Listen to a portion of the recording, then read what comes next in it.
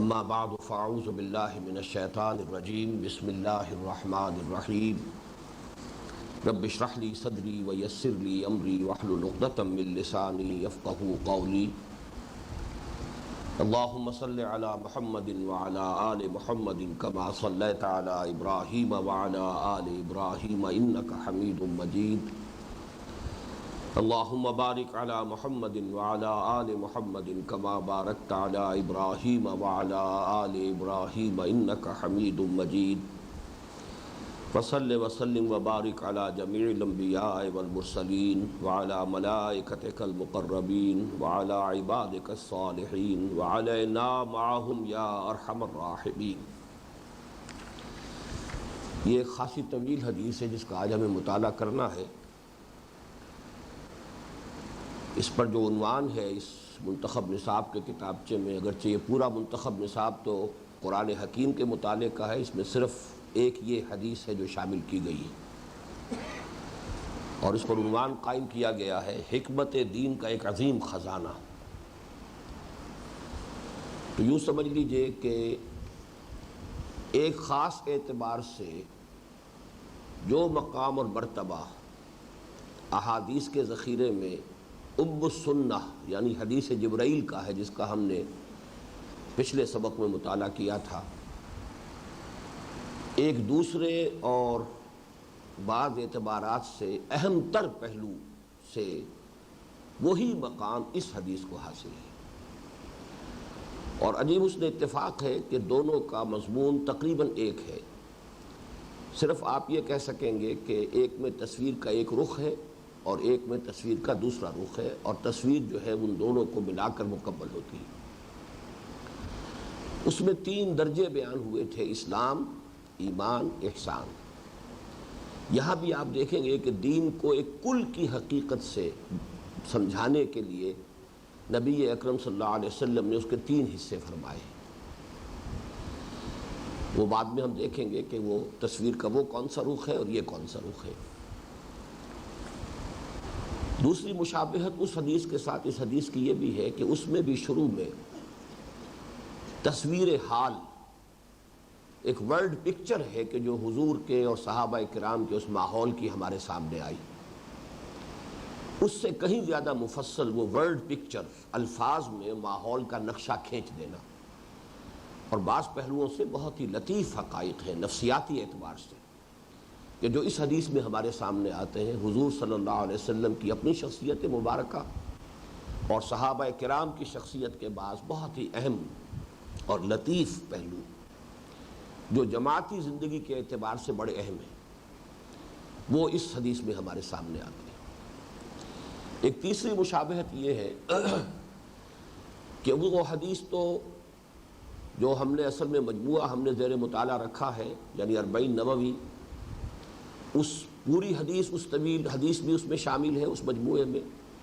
پھر اس کا ایک پہلو جو ہے کہ اسلام کی تعبیر کیا ہے، وہ ہم نے دیکھا کہ حدیث نمبر 4 کی حیثیت سے یا حدیث نمبر 3 کی حیثیت سے وہ بھی اس میں موجود تھی، جو کہ حضرت عبداللہ ابن عمر رضی اللہ تعالی عنہما سے ہے، کہ جس میں اسلام کی حقیقت بیان کی گئی، بنی الاسلام علی 5 الی آخر الحدیث۔ تو اس میں جو فرق ہے وہ یہ سمجھ لیجئے کہ اس حدیث کے بھی 2 اجزاء آپ کو علیحدہ علیحدہ 40 نووی میں مل جائیں گے۔ ایک حدیث نمبر 8 ہے اور ایک حدیث نمبر 29، وہ بعد میں ہم پڑھیں گے، پہلے اس حدیث کو پڑھ لیں۔ لیکن یہ کہ اس میں بھی حدیث نمبر 8 جو ہے وہ حضرت عبداللہ ابن عمر رضی اللہ تعالی عنہما سے مروی ہے، اور دوسری حدیث انہی صحابی سے مروی ہے کہ جن سے یہ حدیث جو اب ہم مطالعہ کرنے چلے ہیں وہ مروی ہے۔ تو اس اعتبار سے گویا کہ 40 نووی میں بھی یہ حدیث موجود ہے، لیکن اس شکل میں نہیں ہے، صورت مختلف ہے، اور 2 اجزاء میں منقسم ہو کر حدیث نمبر 8 اور حدیث نمبر 29 پر یہ مضمون جو ہے اس حدیث کا موجود ہے۔ البتہ جہاں تک سند کا تعلق ہے، حدیث جبرائیل کی سند بہت قوی ہے، وہ متواتر احادیث میں سے ہے۔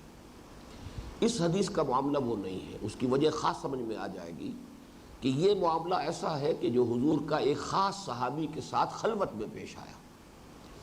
جبکہ وہ واقعہ وہ تھا کہ جو ایک مجلس میں صحابہ کرام کی موجودگی میں پیش آیا تھا، لہٰذا اس کی روایت آپ کو حضرت عمر سے بھی ملی، حضرت ابو ہریرہ سے بھی ملی، عبداللہ ابن عباس سے بھی ملی، حضرت عبداللہ ابن عمر سے بھی ملی، اور بھی بعض صحابہ سے ملی، اور وہ حدیث کے تقریباً تمام کتابوں کے اندر وہ حدیث موجود ہے۔ لیکن یہ حدیث جو ہے اس کے بارے میں جیسا کہ میں نے آپ کو بتایا سند کے اعتبار سے اتنی قوی نہیں ہے، اور اس میں جیسا کہ آخر میں لکھا ہوا ہے رواہ احمد والبزار والنسائی وابن ماجہ والترمذی وقال حدیث حسن صحیح، مطلب یہ کہ صحیحین میں یہ حدیث موجود نہیں ہے، اور اس کی جو روایت جو کا ایک ٹکڑا جو ہے جو حضرت معاذ بن جبل سے ہے وہ بھی جو کہ 40 نووی میں ہے وہ بھی غالباً ترمذی سے ہے، وہ بعد میں صحیح دیکھ کر بتا سکوں گا آپ کو، لیکن بہرحال صحیحین کے درجے کی یہ حدیث سند کے اعتبار سے نہیں ہے۔ لیکن جو فرق اس پہلو سے نظر آ رہا ہے کہ سند کے اعتبار سے وہ بہت قوی ہے، یہ اتنی قوی نہیں ہے، میں سمجھتا ہوں کہ اہمیت کے اعتبار سے میرے نزدیک یہ حدیث اس سے اہم تر ہو جاتی ہے، اس لیے کہ اس نے کئی چیزوں کو اپنے اندر جمع کر لیا ہے، جبکہ حدیث جبرائیل کا جو اصل مضمون ہے وہ در حقیقت ایمان اور اسلام کا فرق جو دستوری اور قانونی ہے، جبکہ اس حدیث میں ہم دیکھیں گے کہ دین بحیثیت کل کیا ہے اس کی تعبیر بھی ہے، پھر دین کے مختلف پہلوؤں کو ایک درخت کی مثال سے 3 حصوں میں منقسم کر کے بھی سمجھایا گیا ہے۔ تو اس اعتبار سے جہاں مضمون کا تعلق ہے نفس مضمون کا، میرے نزدیک یہ حدیث اہم تر ہو جاتی ہے، اگرچہ سند کے اعتبار سے حدیث جبرائیل کا مقابلہ نہیں کر سکتی۔ اب یہ کہ آپ اس کا متن پڑھیے۔ عن معاذ بن جبل رضی اللہ تعالی عنہ ان رسول اللہ صلی اللہ علیہ وسلم خرج بالناس قبل غزوۃ تبوک۔ عن سے پہلے کیا محذوف ہے؟ رویہ عن معاذ بن جبل، حضرت معاذ بن جبل رضی اللہ تعالی عنہ سے مروی ہے، اور ان کے بارے میں نوٹ کر لیجئے کہ حضور نے اپنے بعض صحابہ کے لیے جو افعل التفضیل کے صیغے استعمال کیے ہیں، ارحم امتی بے امتی ابو بکر، اشدہم فی امر اللہ عمر، اکثرہم حیاء عثمان، اقواہم علی، اقرہم ابی بن کعب، اعلمہم بالحلال والحرام معاذ بن جبل۔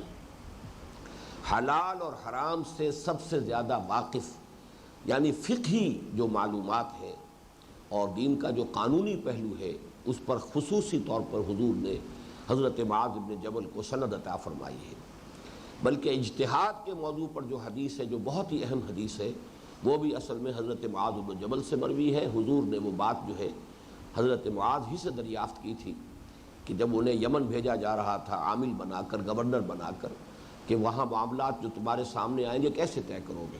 انہوں نے عرض کیا میں کتاب اللہ کے حوالے سے طے کروں گا۔ حضور نے پھر دریافت فرمایا کہ اگر کتاب اللہ میں قرآن میں کوئی بات نہ پاؤ تو کیا کرو گے؟ تو پھر میں آپ کی سنت کو دیکھوں گا۔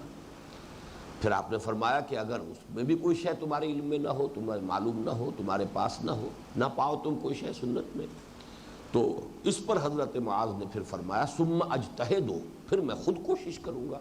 تو یہیں سے اصل میں اجتہاد کا لفظ نکلا ہے، اور یہ اجتہدوا جو ہے یہ گویا کہ اجتہاد کے لیے یہ چیز ایک بنیاد اور اساس بن گئی کہ پوری کوشش کرنا، اپنی سی پوری کوشش کرنا، یہ اجتہاد ہے۔ عن معاذ بن جبل ان رسول اللہ صلی اللہ علیہ وسلم خرج بالناس قبل غزوۃ تبوک، کہ حضور صلی اللہ علیہ وسلم لوگوں کو لے کر نکلے غزوہ تبوک سے قبل۔ کیا معنی ہے؟ غزوہ تبوک کی طرف جاتے ہوئے، تبوک کی طرف سفر کرتے ہوئے، یہ گویا کہ آپ کا ایک طویل سفر جو ہوا ہے، جو سمجھیے کہ سرحد جو ہے جزیرے کا، جزیرہ نماء عرب کی سرحد پر آپ پہنچے ہیں، اور سلطنت روما کی وہاں سے سرحدیں شروع ہو جاتی تھی، وہاں تک آپ نے سفر کیا ہے۔ تو جاتے اور آتے بڑے اہم واقعات ہوئے ہیں، تو یہ جاتے ہوئے واقعہ پیش آیا ہے قبل غزوۃ تبوک۔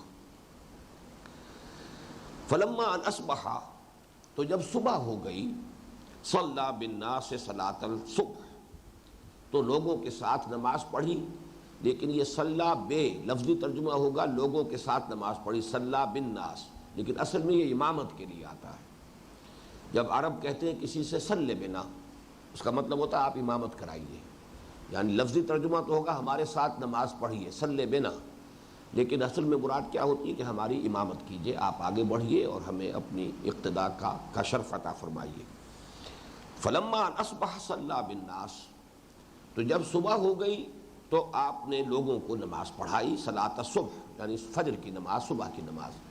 اس میں خود بخود ایک بات واضح ہو گئی کہ رات بھر سفر جاری رہا تھا، اس لیے کہ عرب کے اس صحرا میں اور شدید گرمی کا موسم تھا وہ، جس میں کہ یہ غزوہ تبوک وہ ہے پیش آیا ہے۔ تو ظاہر بات ہے کہ شدید گرمی کے موسم میں عرب کے صحرا میں دوپہر کو یا دن میں سفر کرنا تقریباً محال ہوتا ہے، تو جو بھی سفر کرنا ہوتا ہے وہ قافلے رات کے وقت جو ہے وہ سفر اپنا قطع کرتے ہیں، اور پھر یہ کہ صبح کی نماز پڑھ کر پھر سفر جاری رکھتے ہیں یہاں تک کہ دھوپ میں تمازت ہو جائے۔ پھر جب تمازت ہو گئی تو پھر کہیں نہ کہیں پڑاؤ ڈال دیا اور وہاں پر قیام کیا، پھر جب دھوپ کی تمازت کم ہو گئی شام کو پھر اپنا سفر شروع کیا۔ تو یہاں مراد کیا ہے کہ فلما نصبح، جب صبح ہو گئی یعنی سفر میں صبح ہو گئی، ساری رات سفر کرتے ہوئے، صلی بالناس ہے تو آپ نے لوگوں کو نماز پڑھائی، صلاۃ الصبح، صبح کی نماز۔ ثم ان الناس رکبوا، پھر یہ کہ لوگ پھر دوبارہ سوار ہو گئے، جیسا کہ میں نے عرض کیا، اس کے بعد پھر سفر کو تو جاری رکھنا تھا۔ فلما ان طلعت الشمس، تو پھر جب سورج طلوع ہو گیا، نعس الناس فی اثر الدلجہ، تو لوگ رات کے جاگنے کی وجہ سے، رت جگے کی وجہ سے اونگنے لگے۔ ظاہر بات ہے ساری رات جاگتے رہے تھے، سفر کیا تھا، اور یہ عموماً ہوتا ہے کہ صبح کو پھر جو ہے نسیم سحری ہوتی ہے تو ٹھنڈی ٹھنڈی ہوا کے جھونکے آتے ہیں، اور رات بھر کی تکان کا بھی اثر ہوتا ہے۔ عام طور پر آپ نے دیکھا ہوگا کہ کوئی مریض ہو، تکلیف میں ہو، ساری رات وہ اگر تڑپتا رہا ہو تب بھی صبح کے وقت آ کر اسے کوئی، یہ فطرت نے رکھا ہوا ہے صبح کے وقت کے اندر ایک تسکین بخش پہلو ہے، تو اس میں کچھ نہ کچھ دیر جو ہے صبح ہوئی آرام کیا، یعنی رات گئے تھے، یعنی رات بہت تھے جاگے، صبح ہوئی آرام کیا، تو صبح کو آرام جو ہے تو اس کی وجہ سے لوگ جو ہے اونگنے لگے۔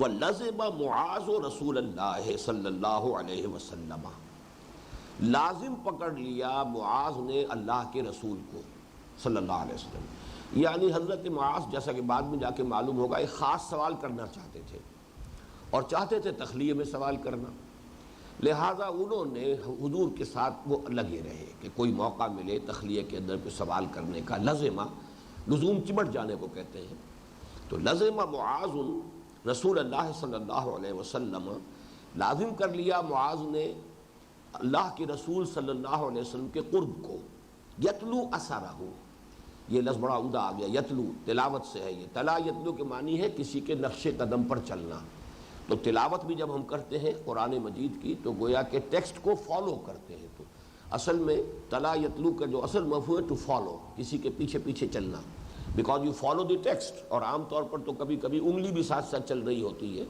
تو اسی سے در حقیقت اس لفظ کی جو ہے وہ اصل جو اس کی بنیاد ہے وہ سامنے آتی ہے۔ اثرہ نقش قدم، والناس تفرقت بہم رکابہم، اور باقی لوگوں کو لے کر ان کی سواریاں متفرق ہو گئیں۔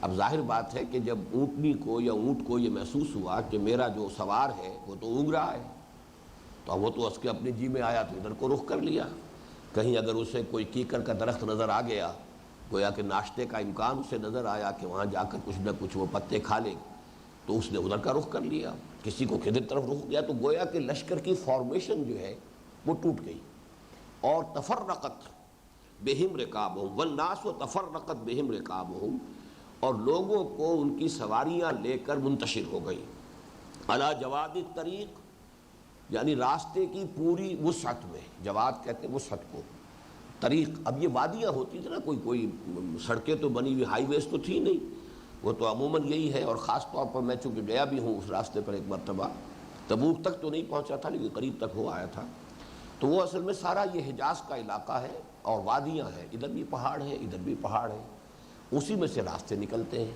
تو کہیں وہ ذرا کشادہ جو ہے وہ ہو جاتا ہے، وہ میدان سا بن جاتا ہے دو پہاڑوں کے درمیان، کہیں وہ گھاٹی سی بن جاتی ہے۔ چنانچہ حضور اس کے ساتھ ایک بہت اہم واقعہ جو پیش آیا تھا، وہ آیا تھا تبوک سے واپسی پر، جبکہ لشکر ایک گھاٹی میں سے گزر رہا تھا، تو کچھ منافقین وہاں گھات لگا کر بیٹھے ہوئے تھے، اور وہ بھی چونکہ ڈیسپریٹ ہو گئے تھے، وہ بھی سمجھتے تھے کہ اب آخری کوئی وار ہی ہمیں کرنا پڑے گا، ورنہ محمد صلی اللہ علیہ وسلم کو تو اب گویا کہ پورے عرب کے اوپر ایک طرح کا غلبہ حاصل ہو چکا ہے، سن 9 میں تو یہ صورت ہو چکی تھی، لہذا گویا کہ وہ ڈیسپریٹ تھے اب، تو انہوں نے قاتلانہ حملہ کیا ہے حضور پر صلی اللہ علیہ وسلم، جبکہ آپ ایک گھاٹی میں سے گزر رہے تھے، تو گھاٹی میں سے گزرنے کی وجہ سے حضور ایک ایک کر کے گویا کہ اونٹنی نکل رہی ہے، وہ تنگ راستہ تھا، تو وہاں جو چھپے ہوئے لوگ تھے انہیں حملہ کرنے کا موقع مل گیا، لیکن معلوم ہوتا ہے کہ اس مقام پر جو ہے وہ راستہ کشادہ تھا، وہ کافی چوڑی جو ہے وادی تھی، تو والناس تفرقت بہم رکابہم علی جواد الطریق تاکل و تسیر، تاکل کچھ ناشتہ بھی فرما لیا، کچھ کھا لیا ادھر ادھر سے، کوئی پتے کو مل گئے، جھاڑی مل گئی، اس میں سے کچھ منہ مار لیا، وہ تسیر، اور چل بھی رہی ہے، تھوڑا سا کر لیا پھر چل پڑے۔ فبینما معاذ علی اثر رسول اللہ صلی اللہ علیہ وسلم، یہ بینما وہی لفظ آ گیا جو کہ حدیث جبرائیل میں بھی آیا تھا، بینما نحن عند رسول اللہ صلی اللہ علیہ وسلم، تو بینما معاذ علی اثر رسول اللہ صلی اللہ علیہ وسلم، تو اسی اثناء میں کہ معاذ تھے حضور صلی اللہ علیہ وسلم کے نقش قدم کے ساتھ ساتھ، وَنَاقَتُهُ تَأْكُلُ بَرَّةً وَتَسِيرُ أُخْرَىٰ، اور حضور کی اونٹنی بھی، یہاں ناقتہ میں ہو کی ضمیر حضور کی طرف جائے گی، حضور کی اونٹنی بھی تاکل و تسیر، تاکل برۃ و تسیر اخرى، حضور کی اونٹنی کا بھی حال یہ تھا کہ وہ کچھ کھاتی تھی تھوڑی دیر اور پھر چلتی تھی، و تسیر اخرى، اثرت ناقۃ معاذ، اسی اثناء میں، اب یہ بینما سے یہاں لفظ جڑے گا، بینما اسی اثناء میں کہ یہ صورت تھی، اثرت ناقۃ معاذ، معاذ رضی اللہ عنہ کی اونٹنی نے ٹھوکر کھائی، فکبھھا بالزمام، تو حضرت معاذ نے اپنی اونٹنی کی زمام کو، اس کی لگام کو کھینچ کر اس کو سنبھالنے کی کوشش کی، چونکہ ٹھوکر کھائی تو وہ متزلزل ہوئی، تو حضرت معاذ نے اس کی جو لگام ہے وہ کھینچی، فحبت، اس پر وہ بدک گئی، حتی نفرت منہا ناقۃ رسول اللہ صلی اللہ علیہ وسلم، یہاں تک کہ اس کی وجہ سے حضور کی اونٹنی بھی بدک گئی، وہ دوڑ پڑی، اس لیے کہ جب ایک اونٹنی ساتھ ساتھ چلی آ رہی تھی تو حضرت معاذ کی اونٹنی نے ٹھوکر کھائی، اس کے بعد انہوں نے ذرا اس کی جو ہے لگام کھینچی، وہ بدک گئی، اور بدکنے کی وجہ سے چونکہ ساتھ ساتھ چل رہے تھے حضور کی اونٹنی کے ساتھ، تو وہ بھی بھاگ پڑی، نفرت منہا ناقۃ رسول اللہ صلی اللہ علیہ وسلم ثم ان رسول اللہ صلی اللہ علیہ وسلم کشف عنہ قناعہ، اس پر نبی اکرم صلی اللہ علیہ وسلم نے اپنے ہودج کا پردہ اٹھایا، کشف عنہ، کھولا اپنے سے، قناعہ، قناع پردہ، یعنی حضور صلی اللہ علیہ وسلم جو ہے ہودج میں ہوتے تھے اور اس کے اوپر جیسے کہ محمل ہوتا ہے اور پردے پڑے ہوتے تھے ادھر ادھر، تو جب یہ اونٹنی بھاگی حضور کی تو حضور نے اپنا ایک پردہ اٹھا کر اور ذرا دیکھا، فالتفت، اور آپ نے ادھر ادھر التفات فرمایا، دیکھا، نگاہیں اٹھائیں، فاذا لیس من الجیش رجل ادنی الیہ من معاذ، تو انہوں نے دیکھا اچانک کہ پورے لشکر میں کوئی شخص بھی ان سے معاذ سے زیادہ قریب نہیں ہے، فاذا لیس، تو اچانک آپ نے دیکھا کہ نہیں ہے، من الجیش، پورے لشکر میں سے، رجل، کوئی شخص، ادنا الیہ، ادنا قریب تر، دنا یدنو قریب ہونا، اور اسی سے دنیا بنا ہے، دنیا اسی کا مؤنث ہے ادنا کا، جیسے اکبر سے کبرا، اصغر سے صغرا، تو دنیا جو ہے وہ ادنا کا مؤنث ہے، تو ادنا الیہ، قریب تر نہیں تھا ان سے کوئی بھی شخص لشکر کا حضرت معاذ کے مقابلے میں، فناداہ رسول اللہ صلی اللہ علیہ وسلم فقال یا معاذ، تو پکارا انہیں اللہ کے رسول صلی اللہ علیہ وسلم نے اور فرمایا اے معاذ، قال لبیک یا نبی اللہ، تو حضور نے، تو حضرت معاذ نے عرض کیا میں حاضر ہوں اے اللہ کے رسول، میں حاضر ہوں، لبیک یا رسول اللہ، یا نبی اللہ، قال ادن دونک، یہ ادنا اسی سے یہ فعل امر بن گیا، دنا یدنو سے ادنو، ادنو، ادنو دونک، اور قریب آ جاؤ، قریب آ جاؤ، اور قریب آ جاؤ، دنا یدنو سے اب یہ دو الفاظ آپ نے سیکھ لیے، فعل امر کیا بنا، ادنو، قریب ہو جاؤ، اور ادنا جو قریب ترین ہے، دنیا اس کا مؤنث ہے، اس لیے کہ یہ دنیا کی زندگی قریب ہے، فوری طور پر موجود ہے، اور اخرى جو ہے آخرت جو ہے وہ پیچھے ہے۔ قال ادن دونک فدنا منہ، تو وہ دنا یدنو دیکھیے پھر آ گیا، وہ فدنا منہ تو وہ اور قریب ہو گئے، پہلے بھی کوئی زیادہ فاصلہ نہیں تھا۔ حتی لصقت راحلتہما احداہما بالاخری، یہاں تک کہ ان دونوں کی سواریاں ایک دوسرے کے ساتھ مس کرنے لگیں، یعنی دونوں کی جو سواریاں تھیں، اونٹنیاں تھیں یا اونٹ تھے، ایک اونٹنی ہو سکتی ہے، ایک اونٹ ہو سکتا ہے، دونوں اونٹنیاں ہو سکتی ہیں، واللہ اعلم۔ راحلتہما کا لفظ ہے یہاں، وہاں ناقہ کا لفظ آیا، حضور کا ناقہ، تو ہو سکتا ہے کہ وہ یعنی وہ ایک ہو، ناقۃ معاذ، معاذ کا بھی ناقہ ہی ہے، تو یہ دونوں اونٹنیاں جو ہے یہ ایک دوسرے کے ساتھ رگڑ کھانے لگے۔ لصقت راحلتہما احداہما بالاخری، ان میں سے ایک دوسری کے ساتھ۔ فقال رسول اللہ صلی اللہ علیہ وسلم، اس پر ارشاد فرمایا اللہ کے رسول صلی اللہ علیہ وسلم نے، ما کنت احسب الناس منا کمکانہم من البعد، ما کنت احسب، مجھے یہ ہرگز خیال نہیں ہو سکتا تھا، الناس لوگوں کے بارے میں، منا کہ ہم سے، کمکانہم من البعد کہ وہ ہم سے اتنے دور ہوں گے، بعد پہ فاصلے پر ہوں گے۔ اس میں کیا چیز مضمر ہے یہ آپ نے سمجھ لیا، چونکہ دشمن ہر وقت ہر جگہ طاق میں تھا، حضور صلی اللہ علیہ وسلم کی حفاظت کا اہتمام ہونا چاہیے تھا، تو آپ کے ارد گرد تو آپ کے ساتھ کچھ ساتھیوں کو ہونا ضروری تھا۔ چنانچہ واپسی پر جب حملہ ہوا ہے تو اس حملے میں بھی چونکہ حضرت حذیفہ ابن یمان رضی اللہ تعالیٰ عنہ حضور کے بالکل ساتھ چل رہے تھے، تو انہوں نے پھر جو ہے وہ مار مار کر ان لوگوں کو جو ہے وہ وہاں سے پیچھے بھگایا ہے، ورنہ اگر وہ بھی ساتھ نہ ہوتے تو ہو سکتا ہے کوئی حادثہ پیش آ جاتا۔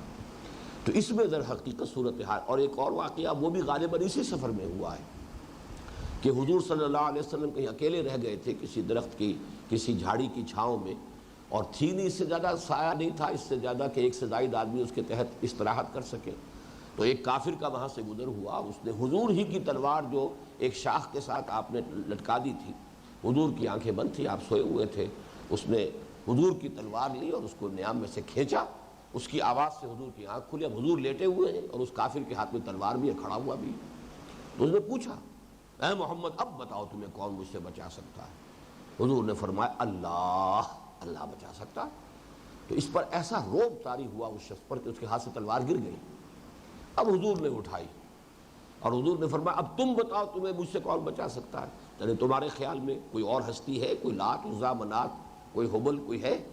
اس نے فوراً ہاتھ جوڑ دیے، کریم ابن کریم، آپ تو نہایت شریف انسان ہے اور ایک نہایت شریف انسان کے بیٹے ہیں۔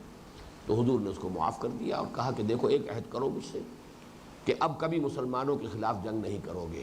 اس نے کہا میں وعدہ کرتا ہوں میں کبھی مسلمانوں کے خلاف جنگ میں شریک نہیں ہوں گا۔ تو حضور نے جانے دیا، اس نے جا کے اپنے گھر والوں سے کہا جئتکم من اکرم الناس، میں تمہارے پاس اس وقت آ رہا ہوں شریف ترین انسان کے پاس۔ وہ اکرم، وہی جو ہے اکرم جو ہے وہ افعل التفضیل کا صیغہ ہے۔ تو یہاں حضور نے جو یہ اس میں تعجب کا اظہار کیا کہ ما کنت احسب الناس منا کمکانہم من البعد، میرا یہ گمان نہیں ہو سکتا تھا کہ میرے ساتھی، میرے صحابہ یہ جو ہے مجھ سے اتنے فاصلے پر ہوں گے، اتنے دور دور ہوں گے، اور مجھے انہوں نے اس طرح اکیلے اور تنہا چھوڑ دیا ہوگا۔ اب دیکھیے یہ ایک ایسا موقع ہے نفسیاتی اعتبار سے کہ ہم میں سے کوئی ہوتا تو ایک تو بیک بائٹنگ کرتا، ہاں جی لوگوں کے اندر تو خیال ہی نہیں کرتے، لوگ ان کے اندر جو ہے احساس نہیں ہے، ذمہ داری کا احساس نہیں ہے، بیک بائٹنگ ہوتی ہے اور اپنے نمبر بنانے کی کوشش کرتے کہ میں تو حضور بالکل ساتھ ساتھ چل رہا ہوں، میں جانثار ہوں۔ تو یہ ہوتا ہے عام جو ایک دنی اتباع شخص ہوگا جس کی شخصیت کے اندر ترفع نہیں ہے، بلندی نہیں ہے، وہ اس موقع پر اس گویا کہ اس کے لیے سنہرا موقع ہے نمبر بنانے کا جس کو کہتے ہیں، اور یہ کہ دوسروں کے عیب چینی کا۔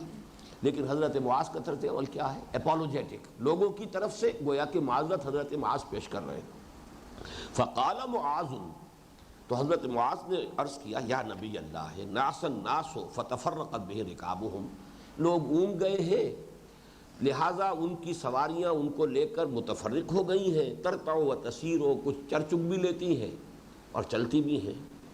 اب یہاں دیکھیے حضور کا کیا معاملہ ہے، آپ نے کس طرح اپنے آپ کو بالکل ایک انسانی سطح کے اوپر رکھا ہے. فقال رسول اللہ صلی اللہ علیہ وسلم وانا کنت ناعسا، ٹھیک ہے میں تو خود بھی اونگ رہا تھا. بات ختم ہو گئی. یعنی یہ کہ جب میں اونگ رہا تھا تو آخر دوسرے لوگوں کے لیے بھی یہ بشری تقاضا ہے. جب میرے ساتھ ہے میں اونگ رہا تھا تو دوسرے لوگوں کے ساتھ تو گویا کہ مجھ سے زیادہ قرین قیاس ہے کہ وہ بشری تقاضے ان کے اوپر زیادہ حاوی ہو جائیں. اور آپ نے اس کو اپنی یعنی کچھ چھپانے کی کوشش نہیں کی، بلکہ یہ کہ آپ نے صاف اپنے لیے جو ہے بالکل وہی جو بشری جو بھی صورتحال ہے اس کو نمایاں کیا. فقال رسول اللہ صلی اللہ علیہ وسلم وانا كنت ناعسا، میں خود بھی اونگ رہا تھا. فلما رأى معاذ بشرى رسول اللہ صلی اللہ علیہ وسلم الیہ وخلوته له، تو جب دیکھا معاذ رضی اللہ تعالی عنہ نے رسول اللہ صلی اللہ علیہ وسلم کو کہ وہ آپ سے خوش ہیں، یعنی ظاہر بات ہے کہ اس وقت اس حالت میں کہ حضور بھی اونگ رہے تھے، باقی سارا لشکر بھی اونگ رہا تھا، معاذ چوکس رہے، الرٹ رہے، حضور کے ساتھ ساتھ رہے، تو اس سے یقیناً ایک التفات اور شفقت کا انداز ہوا حضور کا. تو جب حضرت معاذ نے دیکھا کہ حضور کا اس وقت مجھ پر ایک شفقت کا اور عنایت کا اور مجھ سے خوش ہونے کا اور رضا کا مسئلہ ہے، بشرا رسول اللہ صلی اللہ علیہ وسلم الیہ وخلوتہ، اور خلوت بھی مل گئی. اسی لیے تو چپکے ہوئے تھے، لگے ہوئے تھے کہ خاص کوئی موقع ملے گا تو مجھے ایک سوال کرنا ہے.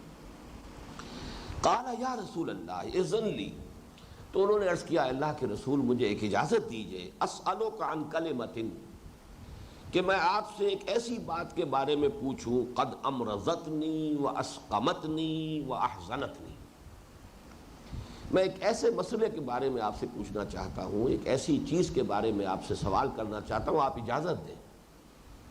Please allow me to ask a question. لیکن کوسچن بھی کیسا ہے؟ Permit me to ask a question, لیکن کوسچن کیسا ہے؟ دیکھیے یہ تین الفاظ بالکل ہم مانی ہیں. امرضتنی، جس نے مجھے مریض بنا دیا ہے. واسقمتنی، سقم بھی کہتے ہیں جس میں کوئی نقص ہو گیا ہو، سقم، میرے اندر نقص پیدا ہو گیا ہے، یعنی میرے اندر کمزوری پیدا ہو گئی ہے میری طبیعت کے اندر جو ہے اس کی وجہ سے. واحزنتنی، اور مجھے سخت رنج اور غم میں مبتلا کر دیا ہے. تین الفاظ یہاں یاد آئے سورہ تغابن کے تین الفاظ.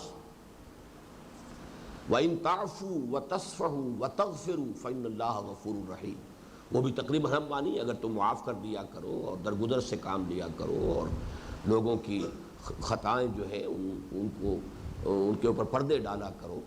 اس لیے کہ مغفر کہتے ہیں خود کو، خود وہ ہے جو سر کو چھپا لیتا ہے، تو کسی کی خطا کو چھپا لینا، اس پر پردہ ڈال دینا، پردہ پوشی کرنا، یہ ہے اصل میں مغفرت. وَإِن تَعْفُوا وَتَصْفَحُوا وَتَغْفِرُوا. اسی طرح یہاں آیا اذن لی، مجھے اجازت دیجئے، اسألک عن کلمۃ، کہ میں آپ سے ایک بات کے بارے میں پوچھوں قد امرضتنی واسقمتنی واحزنتنی، جس نے مجھے بیمار کر دیا ہے اور مجھے بہت ہی لاغر کر دیا ہے اور مجھے شدید رنج اور غم کے اندر مبتلا کر دیا. فقال نبی اللہ سلنی عما شئت. اب یہ بھی دیکھیے حضور کے انداز جو ہے اس میں وہ شفقت جو ہے اور عنایت، خاص طور پر جو التفات اس وقت حضور نے محسوس کیا اپنی طبیعت میں، اور حضرت معاذ سے جو آپ کو اپنے اندر ایک راضی ہونے کی اور خوشی کی کیفیت محسوس ہوئی، لہذا کہا سلنی عما شئت، پوچھو مجھ سے جو چاہو، یعنی اتنا اوپن لائسنس، سلنی عما شئت، جو چاہو پوچھو. فقال یا نبی اللہ، اب یہ ہے اصل میں جو اس حدیث کا اب تک تو جو ہے وہ پوری ایک جس کو ہم تصویر لفظی کہتے ہیں، اب تک تو سارا معاملہ وہ تصویر لفظی کا ہے کہ پورا نقشہ جو ہے اس ماحول کا وہ کھینچ دیا گیا، جس میں کہ ہمارے سامنے ایک تو یہ کہ اس دور کی جو ایک فضا ہے وہ آ گئی، سفر کا کیا انداز تھا، کون سے اوقات میں سفر ہوتے تھے، صبح کی کیا کیفیت ہو جاتی تھی، پھر بہرحال انسانی کمزوری ہے، رات بھر کے رت جگے کی وجہ سے صبح کے وقت اونگ گئے ہیں، اس اونگ جانے پر لشکر منتشر ہو گیا ہے. حضور کو اچانک جب حضور نے دیکھا تو آپ کو ایک تعجب سا تو ہوا ہے، لیکن جب حضرت معاذ نے لوگوں کی طرف سے وہ معذرت پیش کی تو حضور نے فوراً بڑی خوش دلی کے ساتھ قبول کر لیا، اور اپنے بارے میں بھی کوئی سپر ہیومن ہونے کا کوئی تصور نہیں دیا، بلکہ آپ نے جو بھی انسانی سطح ہے، وَأَنَا كُنْتُ نَاعِسًا، میں بھی اونگ ہی رہا تھا. اب اس پر جو ہے یہ سوال آیا ہے وہ کیا ہے؟ قال یا نبی اللہ، ہے اے اللہ کے نبی، حدثنی بعمل، یدخلنی الجنت، مجھے تو وہ عمل بتا دیجئے جو مجھے جنت میں داخل کر دے.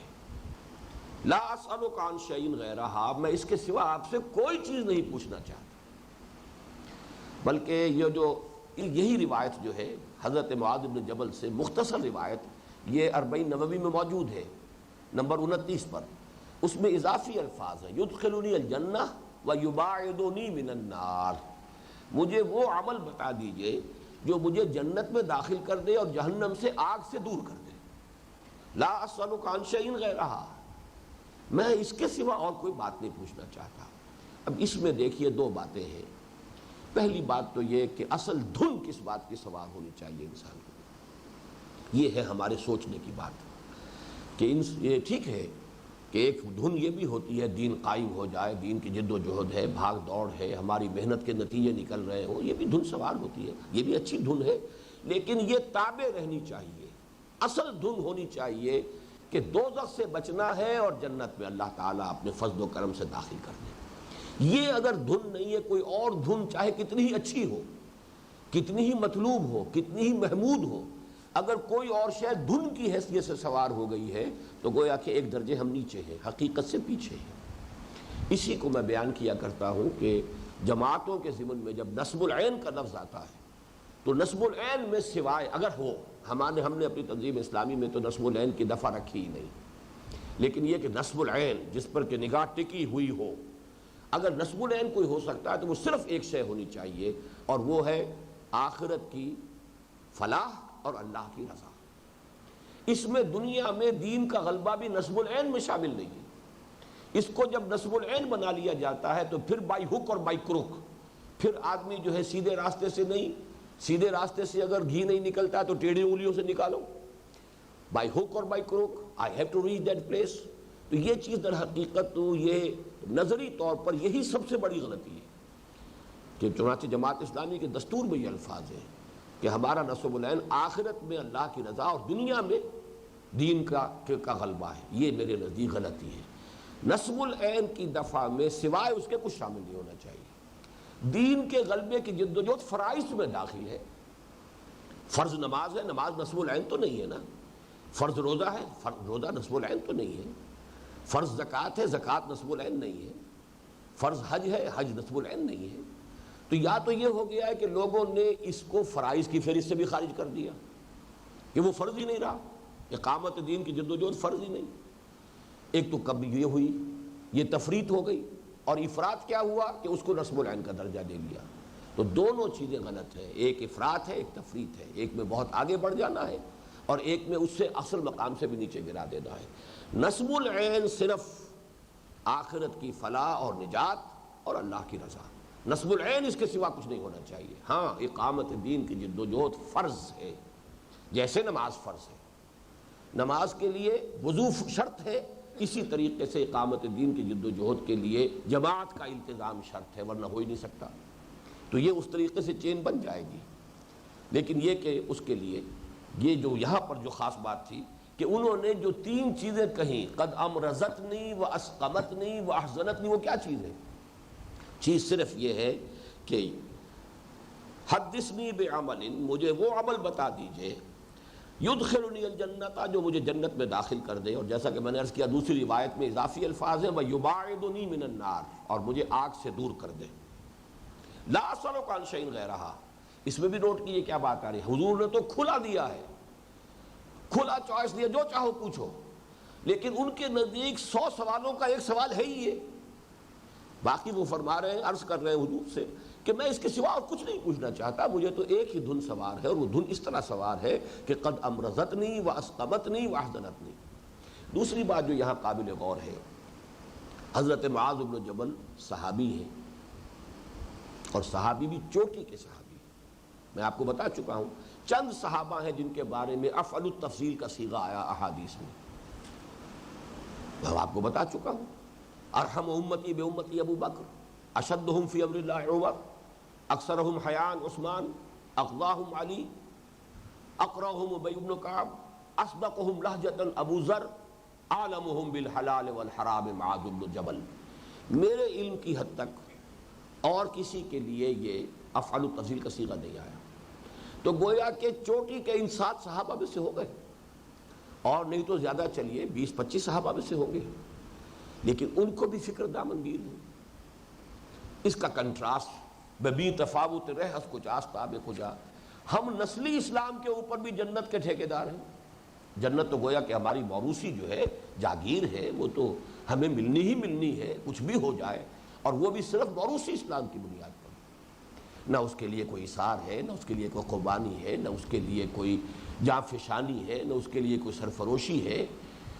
تو اور مقام اپنا یہ کہ گویا کہ شفاعت باطلہ کا ایک تصور ذہنوں پر ایسا بیٹھا ہوا ہے کہ جس کی وجہ سے نچنت ہے پوری امت. گویا کہ ہمارے لیے تو جنت بنائی گئی ہے، ہمارے لیے سوال ہی پیدا نہیں ہوتا. اور بالکل وہی کیفیت کہ جہنم میں اگر جھونکے بھی گئے تو چند دن کے لیے پھر ہمیں نکال دیا جائے گا.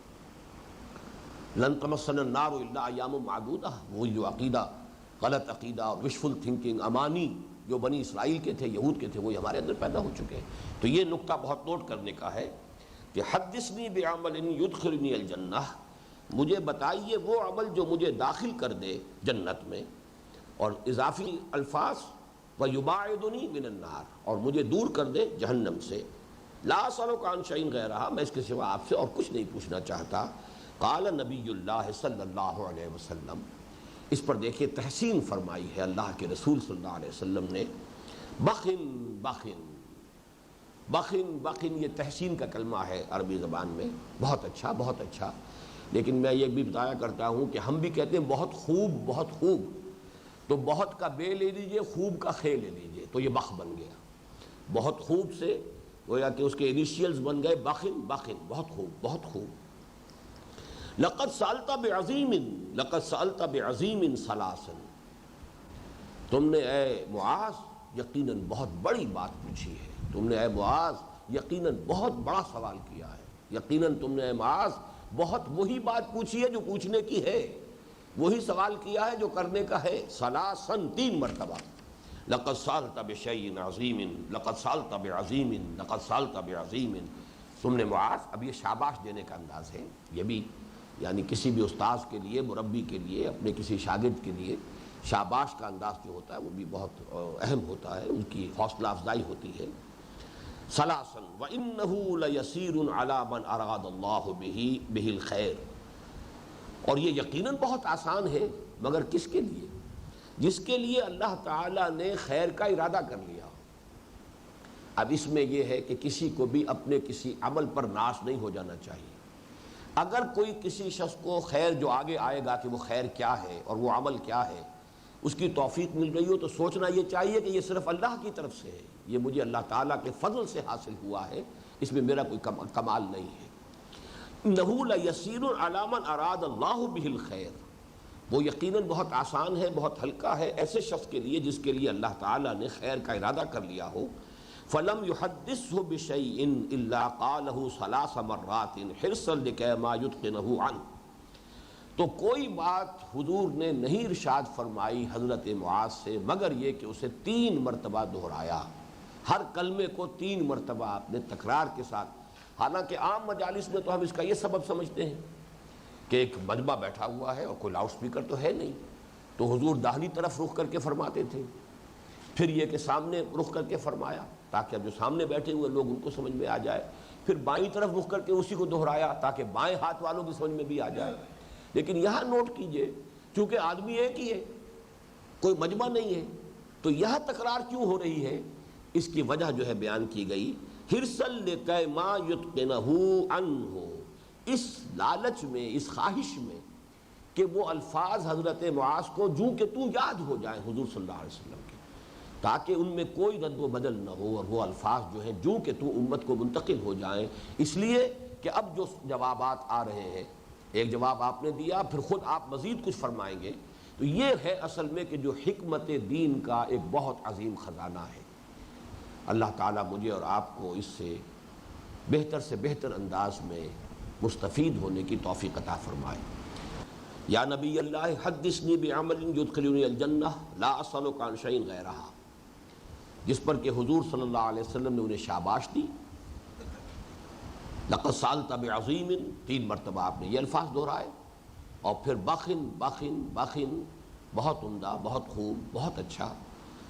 انہ لیسیر لقد سالت بعظیم بخن بخن انہ لیسیر علی من اراد اللہ بالخیر فلم یحدث بشیء. کوئی بات بھی آپ نے نہیں فرمائی مگر یہ کہ اسے 3 مرتبہ ضرور دہرایا تاکہ وہ اسے اچھی طرح اپنے حافظے میں محفوظ کر لیں. اب وہ اصل مضمون شروع ہو رہا ہے. فقال نبی اللہ صلی اللہ علیہ وسلم، تو فرمایا نبی اکرم صلی اللہ علیہ وسلم نے، تؤمن باللہ. اب یہاں پر نوٹ کیجئے کہ لفظ تشہدو نہیں ہے، تؤمن. اسلام کو اگر علیحدہ کرتے تو اس میں شہادت کا لفظ آتا. وہاں تو بنی الاسلام علی 5، شہادت اللہ الہ الا اللہ وان محمد رسول اللہ واقام الصلاۃ وایتاء الزکوٰۃ وصوم رمضان وحج البیت. یہ گویا کہ ارکان اسلام میں لفظ ایمان نہیں آئے گا بلکہ وہاں شہادت آئے گی. اس پر ہم تفصیل سے گفتگو کر چکے ہیں. یہاں نوٹ کیجئے چونکہ وہ پوچھ رہے وہ عمل کہ جو جنت میں داخل کر دے اور جہنم سے چھٹکارا دلا دے، تو ظاہر بات ہے کہ اس کے لیے تو دین کی کل حقیقت کو سمونا ہے. اب صرف اس کے قانونی پہلو کو تو نہیں، وہ قانونی پہلو اسلام اور ایمان دونوں کو جمع کرنا ہے. لہذا یہاں پر حقیقت میں وہ ایک جامع جواب آ رہا ہے. تؤمن باللہ والیوم الآخر، ایمان رکھو تم اللہ پر اور یوم آخر پر. یہاں کسی کج ذہن کے ذہن میں یہ خیال آ سکتا ہے، کج ذہن شخص کے ذہن میں، کہ یہاں رسول کا ذکر نہیں ہے. جیسے قرآن مجید کی 2 آیات ایسی ہیں کہ جن میں چونکہ ایمان باللہ اور ایمان بالآخرہ اور اس کے بعد عمل صالح، اسی پر نجات کا جو ہے تذکرہ کر دیا گیا، تو اس سے کچھ لوگوں نے یہ مسئلہ نکال لیا کہ ایمان بالرسالت لازمی نہیں ہے. یہودی رہتے ہوئے بھی نیک عمل کرے جنت میں جا سکتا ہے، عیسائی رہتے ہوئے اور کوئی کسی نبی کے امتی ہو وہ اپنے نبی پر ایمان رکھتے ہوئے حضور پر ایمان لانا ضروری نہیں ہے. تو یہ اور کسی بھی رسول پر ایمان لانا ضروری نہیں ہے. تو وہاں بھی اصل میں ایک چیز محذوف ہے اور وہ سیاق و سباق سے معلوم ہو جاتا ہے کہ محذوف ہے. یہاں پر بھی محذوف ہے. کیوں؟ اس لیے کہ گفتگو حضور سے ہو رہی ہے. بار بار یا نبی اللہ یا نبی اللہ یا نبی اللہ کے الفاظ تو حضرت معاذ کہہ رہے ہیں. اب یہاں حضور اپنے اوپر ایمان کا تذکرہ کرتے تو یہ بھی اصل میں مروت سے اور جو ایک اعلیٰ ظرف جو ہوتا ہے اس سے یہ شے بعید ہے کہ اپنے اوپر ایمان کا یہاں پر تذکرہ کریں. اپنے اوپر تو ایمان کا تذکرہ وہ کر ہی رہے ہیں بار بار. لہذا تؤمنوا باللہ والیوم الآخر وتقیموا الصلاۃ، اور نماز قائم کرے، وتعبدوا اللہ وحدہ، اور بندگی کرو اللہ کی تنہا اسی کی، لا تشرکوا بہ شیئا حتی تموت وانت علی ذلک. اس انداز میں اس کے ساتھ تم اس کی بندگی کرو کہ اس کے ساتھ کسی کو شریک نہ ٹھہراؤ، کسی چیز کو شریک نہ ٹھہراؤ. حتی تموت، یہاں تک کہ تم مر جاؤ، تمہارا انتقال ہو جائے، وانت علی ذلک، اور تم اسی پر قائم ہو. یہ ہے وہ عمل کہ جو جنت میں داخل ہونے کی ضمانت دے گا اور دوزخ سے نجات کی ضمانت دے گا. اب یہ کل دین کی حقیقت آ گئی. اس میں شرک کی بھی پوری حقیقت سامنے رکھی ہے، عبادت کا بھی پورا تصور سامنے رکھی ہے، اور ابتداء میں بھی شہادت کے بجائے ایمان کا لفظ آیا ہے. یہ جو بنیادیں ہیں اس نے پورے دین کو سمو لیا ہے کہ تؤمنوا باللہ والیوم الآخر وتقیموا الصلاۃ. عبادات میں سے ایک کو لے لیا، روزے کا، زکوٰۃ کا، حج کا ذکر نہیں کیا، وہ گویا کہ اسی کے ذیل میں آ گئے. اور پھر یہ کہ تعبد اللہ، یہ تو آ گئی عبادات. اب بندگی کیا ہے؟ ہمہ تن ہمہ وجوہ، پوری زندگی میں اس کی اطاعت، اس کی محبت کے جذبے سے سرشار ہو کر، اور اس میں بھی شان یہ ہو لا تشرکوا بہ شیئا، کہ شرک کا کوئی شائبہ پیدا نہ ہونے پائے، توکل نہ ہو کسی شے پر، وسائل پر، ذرائع پر، مادی چیزوں پر توکل نہ ہو، ورنہ یہ شرک فی توکل ہو جائے گا. وہ ساری شرک کی قسمیں جو ہے جو ہم نے بیان کی ہیں، آپ نے پڑھا ہوگا منتخب نصاب کے ضمن میں جو 3 درس ہے جامع اسباق میں، سورہ لقمان کا 2 رکوع، اس کے ساتھ ہی ملحق جو ہے وہ پھر اقسام شرک جو ہے اس کا درس اس میں شامل ہے. اس پورے کو رکھیے. شرک فی العبادت ہے، شرک فی الحقوق ہے، شرک فی الصفات ہے، شرک فی الذات ہے. اس ہر نوع کے شرک سے پاک رہتے ہوئے ہم تن اللہ کی بندگی کرتے ہوئے عبادات کا التزام اور ایمان اللہ پر، ایمان حقیقی، تصدیق قلبی کے ساتھ اللہ پر، آخرت پر اور رسالت پر. فقال یا نبی اللہ اعد لی، حضرت معاذ نے درخواست کی، اے اللہ کے نبی ذرا دوہرا دیجئے، اعادہ فرما دیجئے میرے لیے، ذرا دوبارہ ارشاد فرما دیجئے جو کچھ بھی آپ نے فرمایا ہے۔ فعادها له 3 مرات، تو یہ الفاظ حضور صلی اللہ علیہ وسلم نے ان کے لیے 3 مرتبہ دہرائے۔ ثم قال نبی اللہ صلی اللہ علیہ وسلم، پھر فرمایا خود نبی اکرم صلی اللہ علیہ وسلم نے، ان شئت حدثتک یا معاذ براس هذا الامر وذروة السنام منه، فقال بأبی و امی انت یا نبی اللہ فحدثنی۔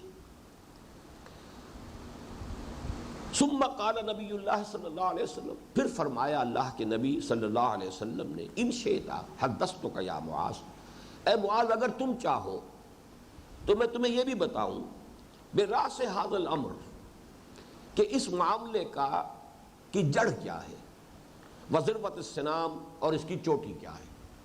سنام جو ہے اونٹ کے کوہان کو کہتے ہیں، اونٹ کے جسم میں کوہان جو ہے وہ بہت نمایاں چیز ہے، اور کوہان کی بھی چوٹی ذروۃ السنام، سنام کوہان ہے، اور ذروہ یہ دونوں اس کی تلفظ ہیں، زال کے زبر کے ساتھ بھی اور زال کے زیر کے ساتھ بھی، ذروۃ السنام اور ذروۃ السنام۔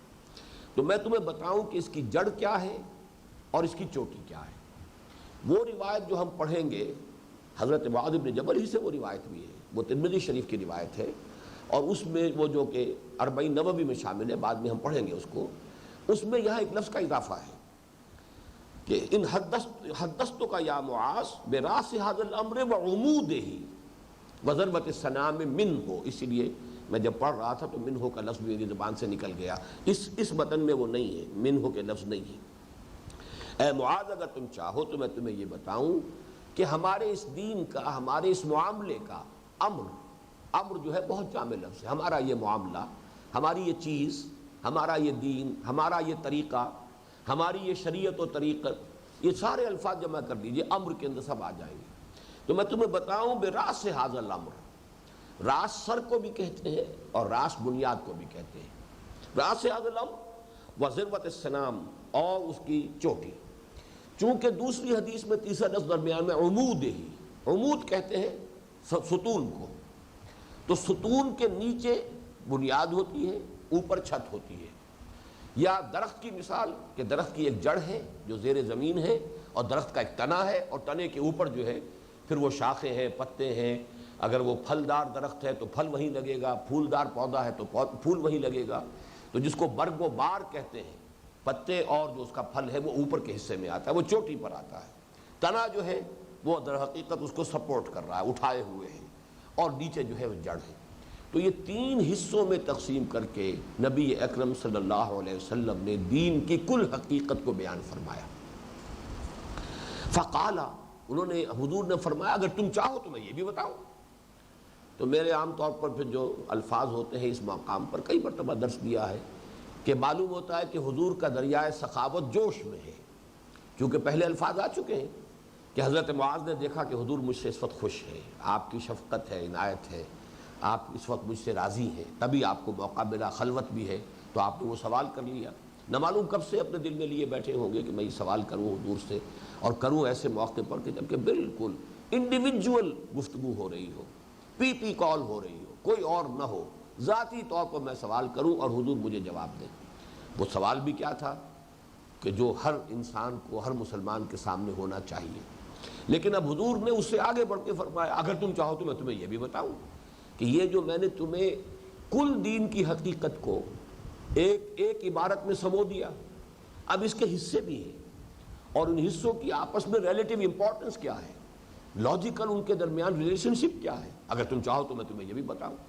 اسی حوالے سے میں نے اس کے لیے عنوان قائم کیا حکمت۔ حکمت اسی کا نام ہے، ایک شے ہے، اس کے اجزاء ہیں، ان اجزاء میں نسبت و تناسب کیا ہے، اس میں پرائرٹیز کی کیا ترتیب ہے، کون سی چیز اہم ہے، کون سی چیز ثانوی ہے، کون سی بنیادی ہے، یہی تو در حقیقت حکمت کے مسائل ہیں۔ ایک شے کا ظاہر ہے، اس کا باطن کیا ہے۔ تو اس حوالے سے اب حضور نے حکمت دین کی تعلیم کے لیے خود حضور صلی اللہ علیہ وسلم نے اپنے اس سخاوت علمی کا جو بھی ہے آپ کی طرف سے اظہار ہوا، ان شئت حدثتک یا معاذ براس هذا الامر وذروة السنام فقال بأبی و امی انت یا نبی اللہ فحدثنی. ظاہر بات ہے کہ حضرت معاذ کے لیے اس سے بڑی اور خوشی کی بات کیا ہو سکتی تھی. انہوں نے فوراً عرض کیا کہ میرے ماں باپ آپ پر قربان ہوں اے اللہ کے نبی، ضرور فرمائیے، ضرور بتائیے کہ ہر ساقی باریخ عین الطافس، جو بھی آپ میری جھولی میں ڈالیں گے وہ آپ کا فضل و کرم ہے، آپ کی عطا ہے، آپ کی جود ہے، آپ کی عنایت ہے. فقال نبی اللہ صلی اللہ علیہ وسلم ان رأس هذا الامر ان تشهد. اب نوٹ کیجئے شہادت کا لفظ آ گیا، یہ ہے جڑ اس معاملے کی، ہمارے اس دین کی کل حقیقت کی جڑ کیا ہے؟ کہ تو گواہی دے اللہ الہ الا اللہ وحدہ لا شریک لہ وان محمدا عبدہ ورسولہ، کہ تو گواہی دے کہ اللہ کے سوا کوئی معبود نہیں ہے، وہ تنہا ہے، اس کے ساتھ کوئی شریک نہیں ہے، اور یہ کہ تو اس بات کی گواہی دے کہ محمد صلی اللہ علیہ وسلم اس کے بندے ہیں اور رسول ہیں. وَأَنَّ قَوَامَ هَذَا اللَّفْظ، اب قوام کا لفظ آیا ہے، وہاں عمود ہے غالباً جہاں تک مجھے یاد پڑتا ہے، دوسری روایت میں عمود کا لفظ ہے. قوام کہتے ہیں کسی شے کو کھڑی رکھنے والی چیز، سہارا. قام یقوم اسی سے قوام بنا ہے، کسی شے کو کھڑی رکھنے والی شے.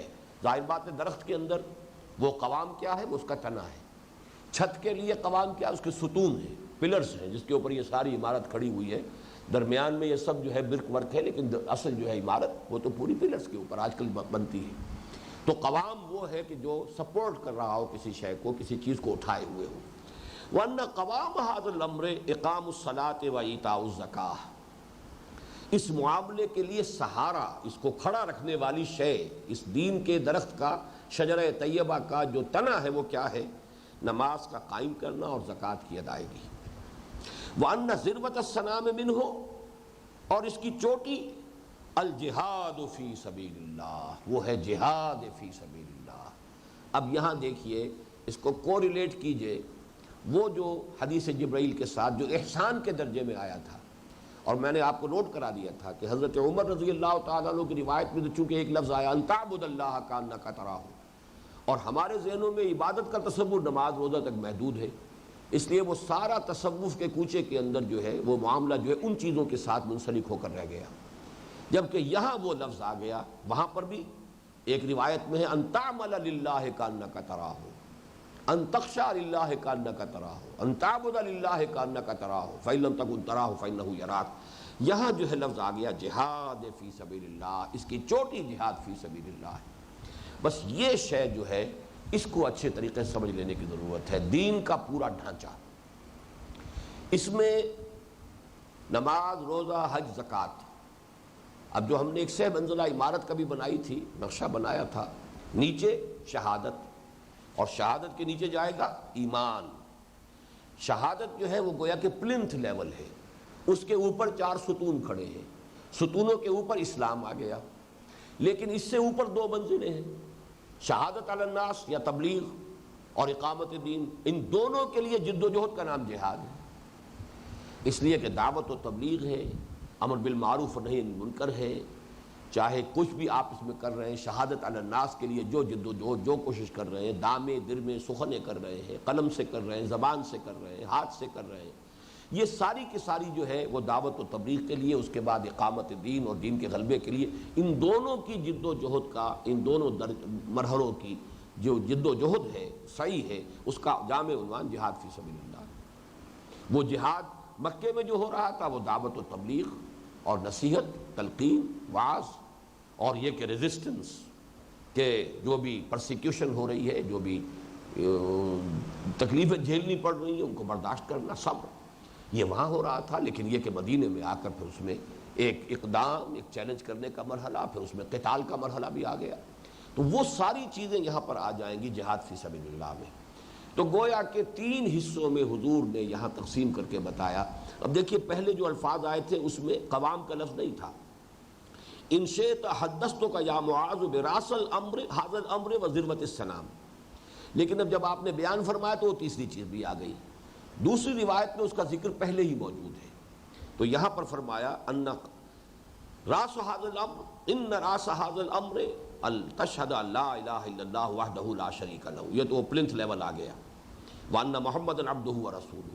اور یہ جو ستون ہے ان میں سے 4 میں سے 2 کا تذکرہ ہو گیا، وَأَنَّ قَوَامَ هَذَا الْأَمْرِ إِقَامُ الصَّلَاةِ وَإِيتَاءُ الزَّكَاةِ وَأَنَّ ذِرْوَةَ السَّنَامِ مِنْهُ الْجِهَادُ فِي سَبِيلِ اللَّهِ وَإِنَّمَا أُمِرْتُ أَنْ أُقَاتِلَ النَّاسَ، اور مجھے حکم ہوا ہے کہ میں جنگ کرتا رہوں لوگوں سے، حَتَّى يُقِيمُوا الصَّلَاةَ وَيُؤْتُوا الزَّكَاةَ وَيَشْهَدُوا أَن لَّا إِلَٰهَ إِلَّا اللَّهُ وَحْدَهُ لَا شَرِيكَ لَهُ وَأَنَّ مُحَمَّدًا عَبْدُهُ وَرَسُولُهُ فَإِذَا فَعَلُوا ذَلِكَ فَقَدِ اعْتَصَمُوا وَعَصَمُوا دِمَاءَهُمْ وَأَمْوَالَهُمْ إِلَّا بِحَقِّهَا وَحِسَابُهُمْ عَلَى اللَّهِ عَزَّ وَجَلَّ۔ یہ بہت ایک اہم مسئلہ ہے جس کو سمجھ لیجئے۔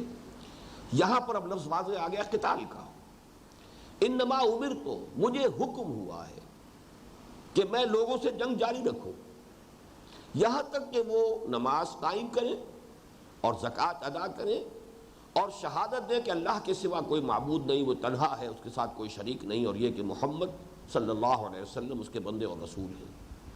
فَإِذَا فَعَلُوا ذَلِكَ، جب وہ یہ کر دیں گے، 3 باتیں آئی ہیں یہاں، نماز قائم کریں، زکوٰۃ ادا کریں اور شہادت، کلمہ شہادت، جب وہ یہ کر دیں گے، فَإِذَا فَعَلُوا ذَلِكَ فَقَدِ اعْتَصَمُوا، تو وہ محفوظ ہو گئے، وَعَصِمُوا دِمَاءَهُمْ وَأَمْوَالَهُمْ، اور انہوں نے اپنے خون بھی یعنی اپنی جانیں بھی بچا لی اور اپنے مال بھی بچا لیے، الا بحقها، الا یہ کہ وہ کسی قانون کی زد میں آ جائیں، اس کے اوپر کوئی حق واقع ہو جائے، وحسابهم علی اللہ عز وجل، لیکن ان کا حساب جو ہے اللہ تعالیٰ کے ذمے ہے جو بلند و بالا ہے اور جلالت شان والا ہے۔ اس میں ایک سوال تو یہ پیدا ہوتا ہے مغالطہ، تو اس کا مطلب تو یہ ہے کہ سب لوگوں کو جب تک کہ وہ اسلام نہ لے آئیں ان کے ساتھ جنگ جاری رہے گی؟ حالانکہ ہمیں معلوم ہے کہ جب صحابہ کرام دور خلافت میں نکلے ہیں، جب لشکر نکلے ہیں، تو وہ 3 آپشن رکھتے تھے۔ اسلام لے آؤ، ہمارے برابر کے ہو جاؤ گے، تمہاری جانیں محفوظ، تمہارے مال محفوظ، تمہارا ہمارا رتبہ برابر، all legally they are equal, status ایک ہو۔ یہ نہیں کرتے ہو تو اسلام کی بالادستی قبول کرو، یؤتوا الجزیۃ عن ید وہم صاغرون، چھوٹے بن کر رہو، پبلک لا اللہ کا ہوگا، لا آف دی لینڈ اللہ کا ہوگا، پرسنل لا میں تمہیں اجازت ہوگی، تم جو چاہو عقیدہ رکھو، جو چاہو عبادت کرو، جو چاہو اپنے پرسنل لا میں، اپنے شادی بیاہ میں، اپنی وراثت میں جس طرح کا چاہو معاملہ کر لو، لیکن یہ کہ اللہ کا دین جو ہے وہ غالب رہے گا۔ اگر یہ نہیں تو آؤ، تیسرا پھر یہ کہ میدان جنگ میں آؤ، تلوار ہمارے اور تمہارے درمیان فیصلہ کرے گی۔ یہاں اس دوسری بات کا ذکر نہیں ہے، کیوں؟ وہ اس لیے ہے کہ حضور جن 2 بعثتوں کے ساتھ مبعوث ہوئے تھے، ایک بعثت خصوصی الی اہل العرب، اور عرب میں بھی جو کہ مشرکین عرب ہے، امیین، حضور انہی میں سے تھے، بنیادی طور پر بنی اسماعیل اور وہ لوگ جو بنی اسماعیل کے تابع تھے، اسی تہذیب اور تمدن اور دین اور مذہب، عقائد، اور اس کے اندر جو انہی کے ساتھ شریک تھے وہ ہیں کہ جو امیین ہیں، امیین میں بھیجے گئے حضور صلی اللہ علیہ وسلم، آپ کی بعثت خصوصی صرف ان کے لیے، لہذا ان کے لیے آپشن نہیں تھا، وہ تو یا ایمان لائیں ورنہ قتل کر دیے جائیں۔ یہ ہے کہ جو سورہ توبہ کی جو ابتدائی 6 آیات ہیں کہ انہیں جو مہلت دی گئی، فَإِذَا انْسَلَخَ الْأَشْهُرُ الْحُرُمُ فَاقْتُلُوا الْمُشْرِكِينَ حَيْثُ وَجَدتُّمُوهُمْ، جب یہ مہینے ختم ہو جائیں گے تو قتل عام شروع کر دو مشرکین کا جہاں بھی انہیں پاؤ۔ یہ معاملہ خاص تھا اس وقت کے اہل عرب کا، اس وقت کے امیین کا، اس کے بعد یہ کسی کے ساتھ معاملہ نہیں ہو سکتا۔ اس کی وجہ بھی سمجھ لیجئے کہ جس قوم کی طرف رسول خود آ گیا ہو اور اس نے حق کو بالکل واضح کر دیا ہو، مبرہن کر دیا ہو، کسی شک و شبے کی گنجائش نہ چھوڑی ہو، پھر اس کی سیرت اتنی بلند و بالا ہو کہ اس میں کوئی داغ دھبا نہ ہو، اس کی نیت کے اوپر کوئی شک نہ کیا جا سکتا ہو، گویا کہ اس طور سے جب اتمام حجت ہو جاتا ہے تو اب بھی اگر کوئی نہیں مان رہا ہے تو وہ عذاب الہی کا مستحق ہے۔ وہ عذاب الہی یا جیسے قوم نوح پر آیا وہ غرق کر دی گئی، قوم ہود پر آیا وہ ایک تیز آندھی جو ہے چلی ہے، اس نے سب کو ہلاک کر دیا، یا یہ کہ قوم سمود پر آیا، یا جس طریقے سے کہ جو بستیاں تھیں عمورہ اور صدوم کی بستیاں ان پر آیا، اس لیے کہ ان کے اوپر آپ کو معلوم ہے کہ ایسا پتھراؤ ہوا ہے کہ پوری کی پوری بستیاں جو ہے تہس نہس ہو گئی، اور پھر وہ سمندر کے اندر ڈیڈ سی، نام ہی اس سمندر کا ڈیڈ سی ہے، اسی کے اندر جو ہے وہ غرق بھی ہو گئی، اسی کے اندر ان کے اب ڈیبرس اگر کوئی ان کا ہے تو اس کے اندر ہے، باہر نظر نہیں آتا۔ اسی طریقے سے آل فرعون انہیں لا کر غرق کر دیا گیا سمندر کے اندر۔ تو اس حوالے سے وہ عذاب کسی نہ کسی شکل میں آتا ہے.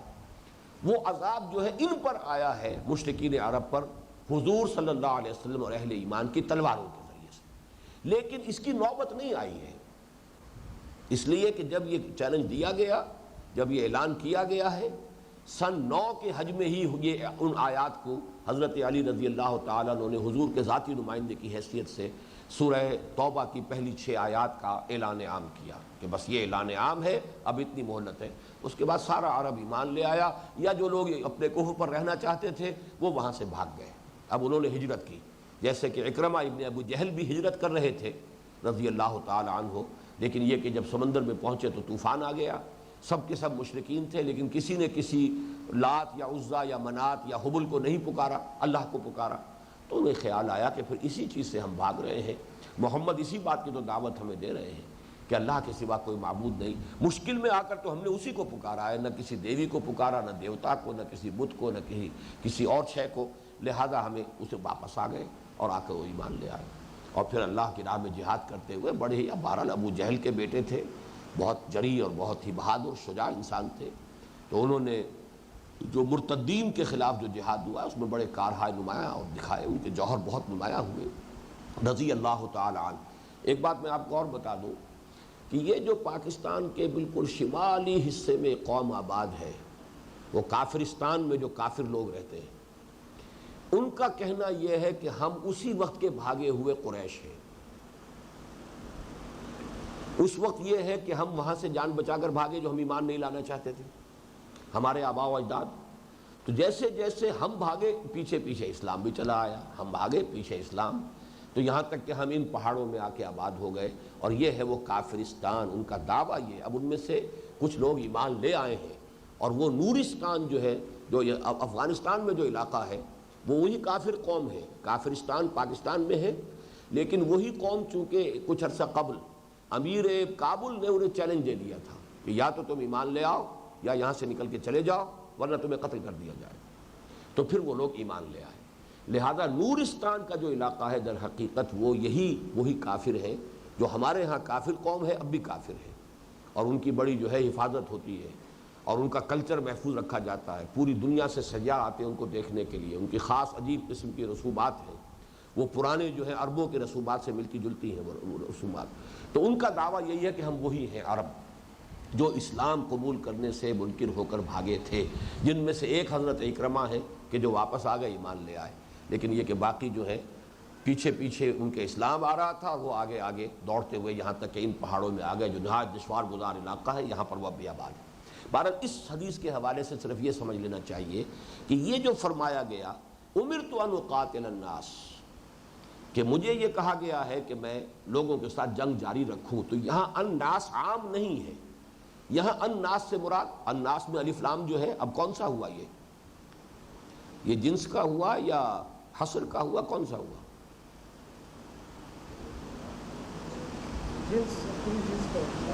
پھر تو تمام انسانوں کے ساتھ یہ معاملہ ہوگا. یہ لام عہد ہے، لام عہد ہے. محفوظ ذہنی یہاں ہے کہ مراد ہے قریش اور مشرکین عرب. ان سے تو مجھے جنگ کا حکم ہوا ہے کہ میں آخری دم تک جنگ کروں گا، یہاں تک کہ یا تو انہیں قتل کر دوں یا وہ ایمان لے آئیں. باقی یہ معاملہ کسی اور کے لیے نہیں. کسی یہودی کے اوپر یہ جبر نہیں کیا گیا، نہ یہ الٹیمیٹم دیا گیا. کسی عیسائی پر نہ یہ جبر کیا گیا، نہ الٹیمیٹم دیا گیا. کسی مجوسی پر نہ یہ جبر کیا گیا، نہ الٹیمیٹم دیا گیا. کسی ہندی پر، کسی بربر پر. پوری اسلامی تاریخ اس سے خالی ہے کہ یہ جبر کیا گیا ہو. بلکہ دور صحابہ میں بھی، خلافت راشدہ میں بھی 3 آپشنز ہوتے تھے. اسلام لے آؤ تو ہمارے برابر کے بھائی ہوگے، ہمارا تمہارا سٹیٹس ایک ہوگا. اگر یہ نہیں تو تمہیں نیچے ہو کر رہنا پڑے گا، چھوٹے ہو کر رہنا ہوگا. اسلام کی بالادستی قبول کرنی ہوگی.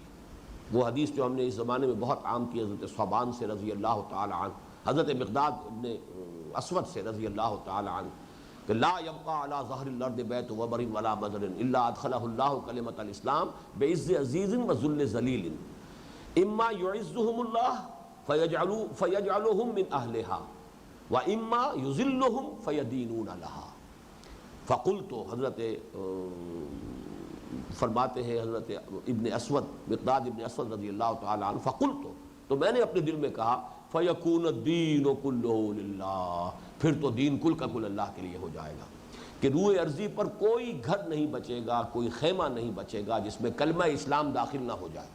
لیکن یہ کلمہ اسلام کا داخلہ دو طریقوں میں سے ایک پر ہوگا، یا گھر والا خیمے والا اسلام قبول کر لے گا، اسے بھی عزت نصیب ہو گئی، وہ اس کو بھی اسلام کی عزت حاصل ہو گئی۔ وَلِلَّهِ الْعِزَّةُ، سورہ منافقون میں آپ نے یہ آیت پڑھی ہے، وَلِلَّهِ الْعِزَّةُ وَلِرَسُولِهِ وَلِلْمُؤْمِنِينَ، یا پھر انہیں مغلوب ہو کر رہنا پڑے گا، چھوٹے ہو کر رہنا پڑے گا، اسلام کی بالادستی قبول کرنی ہوگی، پھر وہ ہندو رہے، سکھ رہے، پارسی رہے، مجوسی رہے، عیسائی رہے، یہودی رہے، جس کو چاہے پوجیں، جو چاہے عقیدہ رکھے، انہیں اجازت ہوگی، پرسنل لاء کی بھی اجازت ہوگی۔ یہ دوسرا آپشن ہے۔ اور تیسرا پھر یہ ہے کہ اگر دونوں چیزیں منظور نہیں ہے تو آؤ، پھر میدان جنگ ہے۔ لیکن یہاں صرف دو کا ذکر ہے، میدان جنگ اور یا اسلام لے آنا۔ یہ ہے خاص اہل عرب، مشرکین عرب کے لیے، جن میں اصل نیوکلیس ان کے جو ہے وہ بنی اسماعیل، جن میں سے حضور تھے صلی اللہ علیہ وسلم، قریش میں سے، وہ حضرت اسماعیل کی نسل سے۔ باقی وہ عرب مشرکین جو ہے وہ بھی ان کے تابع ہوں گے کہ جو انہی کے کلچر میں، انہی کی تہذیب میں، انہی کے عقائد میں رگے ہوئے تھے۔ لیکن اہل کتاب جو وہاں تھے، عیسائی اور یہودی، وہ اس چیز کے سے مستثنیٰ ہیں، اور یہی قاعدہ اور قانون جو ہے تمام انسانوں کے لیے رہے گا تا قیام قیامت، یہاں تک کہ جب حضرت مسیح کے نزول اور حضرت مہدی کے آنے کے بعد پھر جب کہ وہ پوری دنیا پر اسلام کا غلبہ ہوگا، اس وقت بھی جبراً کسی کو مسلمان نہیں بنایا جائے گا۔ جو چاہیں گے اسلام سے محروم رہ کر، لیکن چھوٹے ہو کر رہیں گے، یؤتوا الجزیۃ عن ید وہم صاغرون، غلبہ اسلام کا ہوگا۔ دوسری بات یہاں پر یہ نوٹ کیجئے کہ اس میں تین چیزوں کا بیان ہوا ہے، کلمہ شہادت، نماز اور روزہ۔ یہی تین چیزیں ہیں جو سورہ توبہ کی ان آیات میں آئی ہیں، وہاں بھی صوم اور حج کا ذکر نہیں ہے۔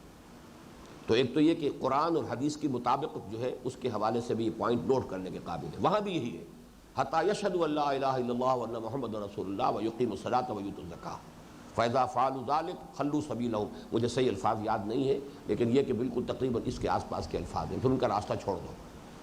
تو اسی سے دلیل لی تھی حضرت ابو بکر نے رضی اللہ تعالی عنہ مانعین زکوٰۃ کے خلاف، کہ جب حضور نے کم سے کم تین چیزوں کی شرط رکھی ہے، جنگ جو ہے بند ہو سکتی ہے، جنگ بندی کی شرائط تین ہیں، کلمہ شہادت، نماز اور زکوٰۃ، تو میں زکوٰۃ کے معاملے میں کوئی مداہنت نہیں کر سکتا، کوئی کنسیشن نہیں دے سکتا، کوئی ڈھیل نہیں دے سکتا، اس لیے کہ حضور نے بھی، اور سورہ توبہ کی ان آیات میں بھی اور اس حدیث میں بھی، امرت ان اقاتل الناس حتی یقیموا الصلاۃ ویؤتوا الزکاۃ ویشہدوا ان لا الہ الا اللہ وحدہ لا شریک لہ وان محمدا عبدہ ورسولہ۔ تو آپ دیکھ رہے ہیں کہ کتنے عظیم مسائل ہیں اس ایک حدیث کے اندر، حکمت کے کتنے خزانے ہیں۔ میں نے تو عنوان میں تو ایک خزانہ لکھا ہے، لیکن اس میں تو میرے نزدیک کئی خزانے ہیں اس میں۔ فَإِذَا فَعَلُوا ذَلِكَ، جب وہ یہ کر دیں گے تو گویا کہ مسلمان تسلیم کر لیے جائیں گے۔ اب ان کے دل میں ایمان ہے یا نہیں، اس کا مجھ سے تعلق نہیں، حسابہم علی اللہ عز وجل، ان کا حساب اللہ کے ذمہ ہے کہ وہ نیک نیتی سے کلمہ شہادت پڑھا، انہوں نے نیک نیتی سے نماز پڑھ رہے ہیں، زکوٰۃ دے رہے ہیں، دلی آمادگی کے ساتھ، خوش دلی کے ساتھ دے رہے ہیں، یا جبراً دے رہے ہیں، مجبوراً دے رہے ہیں، منافقانہ دے رہے ہیں، یا یہ ہے کہ اصل میں اسلام کا لبادہ اوڑھا ہے، پھر کسی موقع کے انتظار میں کسی کاؤنٹر ریولوشن کی کوشش کریں گے جب بھی ہمارا موقع ہو گیا، منافقانہ وہ ایمان لائیں، یہ میرے ذمہ نہیں ہے، یہ اللہ کے ذمہ۔ حسابہم علی اللہ عز وجل، ان کا حساب جو ہے وہ اللہ کے ذمہ ہے، میرے ذمہ نہیں ہے کہ آیا وہ مومن ہے یا نہیں۔ یہ اسلام ہے ان کا، اور اسلام کے کیا معنی ہوتے ہیں؟ ٹو گیو پیس۔ جب وہ اسلام لے آئے تو انہیں امن مل گیا۔ اعتصموا فاذا فعلوا ذلک فاذا فعلوا ذلک فقد اعتصموا، اعتصام کے معنی اپنے آپ کو بچا لینا، اور بچاؤ کے لیے کسی کے ساتھ چمٹ جانا، گویا کہ انہیں تحفظ حاصل ہو گیا۔ وَعَصَمُوا دِمَاءَهُمْ وَأَمْوَالَهُمْ، انہوں نے اپنے خون بھی بچا لیے، اپنے مال بھی بچا لیے۔ جب مسلمان ہو گیا تو مسلمان کا مال بھی محترم ہے، اس کی حفاظت کی جائے گی، اس کی گارنٹی دی جائے گی، اس کی شورٹی دی جائے گی، اس کی جان بھی محترم ہے، اس کا خون نہیں بہایا جائے گا۔ تو جیسے ہی یہ تین کام کر دیں گے وہ مسلمان تسلیم کر لیے جائیں گے۔ مسلمان تسلیم کر لیے گئے تو جان و مال محفوظ ہو گیا۔ البتہ یہ کہ اب ان کے دل میں کیا ہے اور کیا نہیں ہے، اس کا معاملہ اللہ کے حوالے ہے، اس کا مجھ سے تعلق نہیں۔ ایک الا بحقھا، لیکن یہ کہ جان اور مال غیر مشروط طور پر محفوظ نہیں ہو گئے۔ اگر فرض کیجئے یہ مسلمان چوری کرے گا تو ہاتھ کاٹ دیا جائے گا، اگر یہ مسلمان ہونے کے بعد شادی شدہ ہونے کی صورت میں زنا کرے گا رجم کیا جائے گا، مار دیا جائے گا۔ اگر یہ مسلمان ہونے کی صورت میں کسی کو قتل عمد کرے گا، کسی کو جان لے گا، تو اگر اس کے ورثاء چاہیں گے مقتول کے تو اس کی جان لے لیں گے۔ تو اللہ بحقھا، حق جو ہے کوئی آ جائے، اسلام کا حق، شریعت کا حق، اللہ کے قانون کا حق، وہ بات اور ہے، اس سے تو کسی مسلمان کی جان بھی محفوظ نہیں ہے۔ شورٹی جو ہے وہ یہ ہے کہ انہیں اس پاداش میں قتل نہیں کیا جائے گا کہ وہ مسلمان نہیں ہے، جو کہ صرف قریش اور ان کے تابع جو لوگ تھے ان کا معاملہ تھا، وہ عام انسانوں کا بھی نہیں ہے۔ عام انسانوں کا معاملہ یہ ایمان لے آؤ، ہمارے برابر کے ہو جاؤ گے، نہیں تو چھوٹے ہو کر رہو، اسلام کی بالادستی اور اللہ کے دین کے غلبے کو تسلیم کرو۔ لا آف دی لینڈ اور پبلک لا جو ہے وہ اللہ کا ہوگا، پرسنل لا میں تمہیں آزادی ہے۔ لیکن یہ کہ اس کے بعد بھی جو مسلمان ہو جائیں، اگر وہ کوئی جرم کریں گے، کسی طرح کی ان سے جو ہے خطا سرزد ہوگی، تو اس کی جو تعزیرات ہیں، جو حدود ہیں، وہ ان کے اوپر نافذ کی جائیں گی۔ اب آخری بات، وقال رسول اللہ صلی اللہ علیہ وسلم، اب یہ قتال فی سبیل اللہ کی جو اہمیت ہے، جو فضیلت ہے، جو اس کا رتبہ ہے، اس کو بیان کر رہے ہیں حضور صلی اللہ علیہ وسلم۔ وقال رسول اللہ صلی اللہ علیہ وسلم والذی نفس محمد بیدہ، اس ہستی کی قسم جس کے ہاتھ میں محمد کی جان ہے، صلی اللہ علیہ وسلم، تبارک و تعالی، اللہ تبارک و تعالی کی قسم کھا کر حضور فرما رہے ہیں، اس ذات کی قسم جس کے ہاتھ میں میری جان ہے، جس کے ہاتھ میں محمد کی جان ہے، ما شہب وجہ ولغبرت قدم فی عمل تبتغى فیہ درجات الجنہ بعد الصلاۃ المفروضۃ کجہاد فی سبیل اللہ، نہیں تکان زدہ ہوا کوئی چہرہ، کسی عمل کی وجہ سے چہرہ اتر جاتا ہے، تکان ہے، اداسی ہے، وَلَغْبَرَّتْ قَدَمٌ، اور نہ ہی کوئی قدم غبار آلود ہوئے، یعنی کسی بھی عمل، یہ عمل کے لیے گویا کہ ایک استعارہ ہے کہ کوئی تھکا دینے والا عمل ہو تو چہرے کے اوپر اداسی اور تکان اور اس کے آثار ہوتے ہیں، اس محلال کے آثار ہوتے ہیں۔ کہیں سفر کر رہا ہے آدمی تو اس کے جوتے جو ہے غبار آلود ہوں گے، یا اس کے پاؤں جو ہے وہ غبار آلود ہوں گے، یعنی جو بھی چلت پھرت دنیا کی ہے، جو سعی و جہد ہے، جو بھی محنت ہے، جو بھی کوشش ہے، تبتغى فیہ درجات فی عمل تبتغى فیہ درجات الجنہ، ایسے عمل میں کہ جس سے جنت کے درجات جو ہے ان کی خواہش کی جائے، جنت کے درجات حاصل کرنے کے لیے، یعنی کوئی نیکی، کوئی عمل، بڑے سے بڑی کوئی نیکی، بڑے سے بڑا کوئی عمل جس سے کہ جنت کے درجے انسان حاصل کرنا چاہے، بعد الصلاۃ المفروضہ، نماز، فرض نماز کے بعد ایسا کوئی عمل نہیں ہے کہ جہاد فی سبیل اللہ، اللہ کی راہ میں جہاد سے، یعنی صلاۃ المفروضہ جو ہے نماز فرض، یہ تو چونکہ اسلامی معاشرے کے لیے ستون ہے، الصلاۃ عماد الدین، یہ تو دین کا عمود ہے، یہ تو ظاہر بات ہے کہ جہاد فی سبیل اللہ کے ذریعے سے اسلام کا معاشرہ قائم کرنا، اسلامی ریاست قائم کرنی ہے، تو جس جگہ پر اسلامی ریاست قائم ہو گئی وہاں تو ستون جو ہے وہ پورے طور سے نصب ہو جانا چاہیے، وہاں تو وہ جو بھی ہے، جو عمود ہے وہ قائم ہو جانا چاہیے۔ تو بعد صلاۃ المفروضہ، صلاۃ المفروضہ کے بعد سب سے بڑی نیکی، سب سے بڑا درجات جنت کو بلند کرنے والا عمل وہ جہاد فی سبیل اللہ ہے۔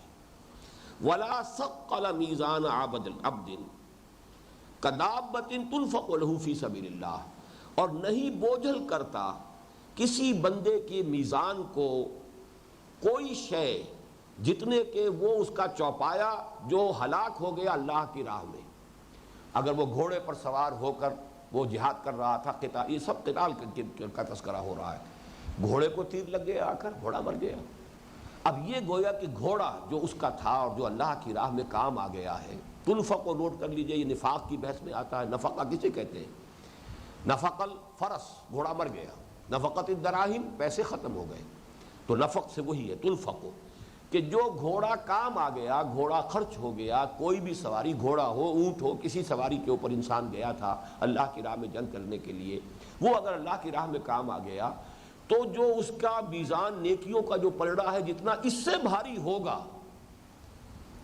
اور یحمل علیہا، نہ صرف یہ کہ کام ہی آ گیا بلکہ اس پر وہ صرف سوار ہو کر گیا فی سبیل اللہ، اللہ کی راہ میں، تو جتنا یہ جانور اس کے پلڑے کو بھاری کر دے گا اتنی کوئی اور شے بھاری نہیں کرے گی۔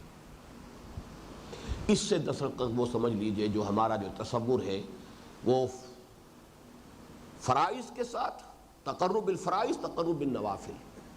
اگر اسلامی معاشرہ قائم ہے، اسلامی نظام قائم ہے، خلافت علی منہاج النبوہ کا نظام ہے، تو آپ نوافل کی طرف بڑھیے. اگر وہ قائم نہیں ہے تو پہلا فرض یہ ہے کہ جد و جہد جو ہے اس کو قائم کرنے کی ہو رہی ہے. اگر اس سے آدمی دستکش ہے اور وہ تہجدیں پڑھتا ہے اور وہ چاشت بھی پڑھتا ہے اور وہ اشراق بھی پڑھتا ہے اور وہ جو ہے جو شام کو مغرب کے بعد بھی پڑھائے جاتے ہیں اوابین بھی پڑھتا ہے اور روزے بھی جو ہے 3 دن کے بھی رکھتا ہے اور سارے رکھ رہا ہے، لیکن یہ ساری چیزیں بیکار ہوں گی اگر اس جد و جہد میں لگا ہوا نہیں. ہاں اگر نظام قائم ہو گیا، جیسے کہ ہم نے پڑھا تھا مولانا اصلاحی صاحب کی جو کتاب تھی دعوت دین، اس کا چیپٹر تبلیغ کس لیے، کہ اگر نظام قائم ہے تو گویا کہ اب اس نظام کی ذمہ داری ہے. وہ نظام جب کال کرے گا جتنے لوگ آگئے بس، باقی سب جو ہیں بری ہو گئے، باقی اپنی تہجدوں میں لگے رہے، اپنے علمی پرسوٹس میں لگے رہے، اپنی جو بھی اضافی نیکیاں کرنا چاہیں کرتے رہے، اس لیے کہ اس وقت جتنے لوگوں کی ضرورت تھی اتنے آ گئے ہیں. وہ گویا کہ فرض کفایہ ہو جائے گا لوگوں کی طرف سے. لیکن یہ کہ جب وہ دین قائم ہی نہیں تو فرض عین یہ ہے. اب اس کے لیے جد و جہد اگر نہیں ہو رہی ہے تو یہ نوافل بالکل بیکار ہیں، ان کی کوئی حیثیت نہیں. یہ ہے اصل میں وہ دین کا انقلابی تصور کہ اس کے اندر بڑا زمین و آسمان کا فرق واقع ہو جاتا ہے. نظام قائم ہے خلافت علی منہاج النبوہ، تو اب دین کی آگے توسیع ہے، اللہ کے دین کو غالب کرنا ہے بقیہ دنیا میں. یہ ساری ذمہ داری اس نظام کے تحت ہے. وہ نظام جو ہے آج کل سٹینڈنگ آرمیز ہوں گی، جو بھی ہوگا، وسائل و ذرائع ہوں گے، ٹی وی ہوگا، جو بھی ہوگا اس کو استعمال کیا جائے گا، دعوت کو پھیلایا جائے. پھر ہمارا بجٹ جب بنے گا اس بجٹ میں سب سے بڑا حصہ اس کام کے لیے ہوگا کہ اللہ کے دین کی دعوت کو جو ہے ایک ایک فرد نوع بشر تک پہنچا دیا جائے. یہ نظام کے تحت ہوگا. افراد بری ہو جائیں گے، لیکن اگر وہ نظام قائم نہیں ہے تو ہر فرد پر فرض عین کے درجے میں سب سے بڑا فرض نماز ہے، مفروضہ کے بعد، فرض نماز کے بعد. پھر یہ ہے کہ وہ اس کے لیے جد و جہد کرے. اگر نہیں کرتا ہے تو وہ نوافل اس کے لیے بیکار ہے. اس کے لیے وہ جتنے بھی ہے، وہ چاہے ضربے لگا رہا ہو اور چاہے وہ چلہ کشی کر رہا ہو، وہ سب بیکار ہوگا. ہاں اگر وہ سب کام کر رہا ہے اس کو کرتے ہوئے تو نور علی نور ہے. اگر اللہ کی راہ میں قتال بھی کر رہا ہے، جہاد بھی کر رہا ہے اور راتوں کو کھڑا بھی ہو رہا ہے تو نور علی نور ہے. پھر تو یقیناً اس کی بڑی قدر و قیمت ہے. لیکن اگر وہ نہیں ہے، صرف یہی ہے، تو یہ بیکار ہے. یہ ہے اصل میں وہ بات کہ ما ولا ثقل میزان عبد کدابۃ تنفق له فی سبیل اللہ او یحمل علیہا. کوئی بھی اللہ کا بندہ جو ہے وہ جس سواری پر سوار ہو کر اللہ کی راہ میں نکلا ہے، یا جو سواری اس کی کام آ گئی، اس کا گھوڑا یا اونٹ جو ہے اسی سفر میں قتال میں ہلاک ہو گیا، اس سے جس قدر وزن پڑتا ہے اور وزن کا اضافہ ہوتا ہے نیکی کے پلڑے میں، ایسی کوئی اور شے نہیں.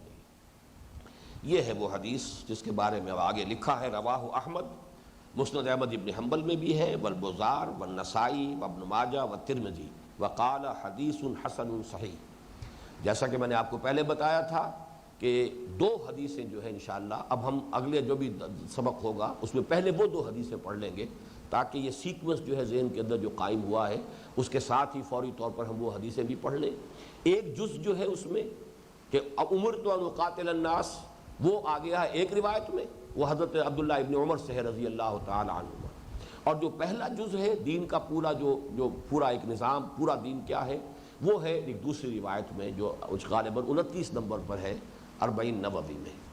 تو ان دونوں کے اندر ایک اور قدر مشترک جو میں نے شروع میں آپ کو بتائی تھی کہ حدیث جبرائیل میں اور اس میں ایک قدر مشترک یہ ہے کہ وہ واقعہ بھی حضور صلی اللہ علیہ وسلم کی حیات دنیاوی کے آخری دور کا ہے، اور یہ واقعہ بھی آپ کے حیات دنیاوی کا آخر. اس میں تو صراحت کے ساتھ ہے کہ تبوک سن 9 میں ہوا ہے تبوک کا سفر.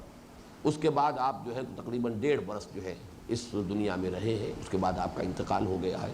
تو گویا کہ یہ تعلیم نبوی کا وہ پہلو ہے کہ جو سب سے بلند ہے، سب سے گہرا ہے.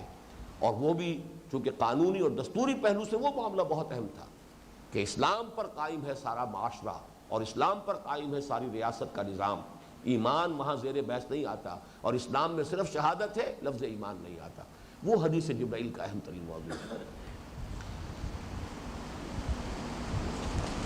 سبحانک اللہم و بحمدک نشہد ان لا الہ الا انت نستغفرک و نتوب الیک.